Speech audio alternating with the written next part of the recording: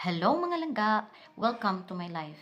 For today's ganap, ubani ko ninyo samtang magbanwas ko diri sa gawas.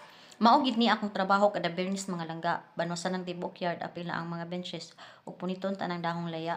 Trapuhan pod ang tibuok gate pero wala na nako naapil og video mga langga. Samtang naglimpyo ko, nahuna-hunaan ako nga ang kinabuhi parehas ra gyud sa yard. Usahay hugaw, usahay hayag, apan kanunay nga nagkinahanglan og pag-atiman.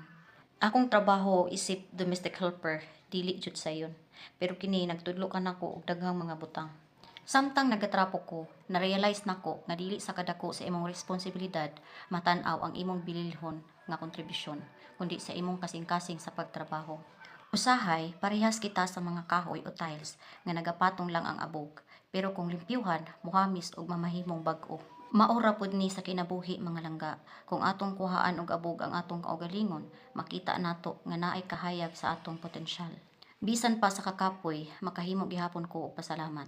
Kay pinaagi sa paglimpyo, sa akong pag-atiman ug sa akong pagpaningkamot, nagasugod ko og usa ka mas limpyo ug mas maayo nga kinabuhi alang sa akong kaugalingon ug para sa akong mga anak. Mga langga, kung unsa man ang atong trabaho, hinumdumi nga kita nagahimo niini nga matinud-anon ug mapasalamaton.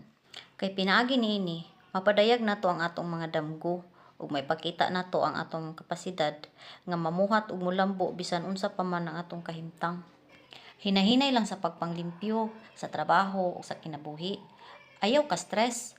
Kung dili perfect karon, kay ang importante kay magpadayon ka.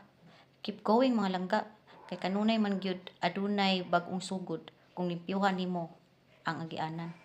Daghang salamat sa inyong pag-uban kanako mga langga. Hinaot nga kamo na inspire bisan gamay. Kita-kits sa sunod na kong vlog. Bye-bye.